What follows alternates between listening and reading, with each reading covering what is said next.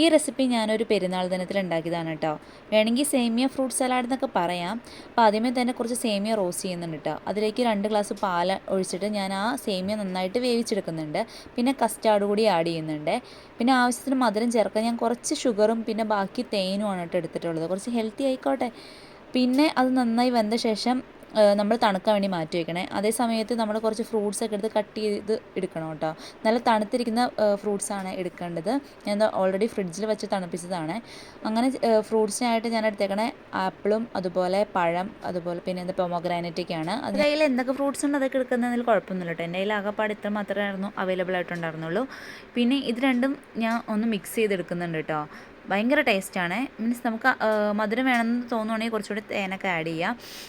നല്ല അടിപൊളിയാണ്. കാരണം നല്ല ചൂടുള്ള സമയത്ത് നല്ല ഉള്ളൊക്കെ തണുക്കാൻ വേണ്ടി നമുക്ക് തോന്നില്ല. അപ്പം ഇങ്ങനത്തെ ഒരു സംഭവം ഉണ്ടാക്കി കഴിക്കുകയാണെങ്കിൽ അടിപൊളിയാണ്. ഭയങ്കര ഹെൽത്തിയാണ് കേട്ടോ. എല്ലാവരും ഒന്ന് ട്രൈ ചെയ്ത് നോക്കണേ.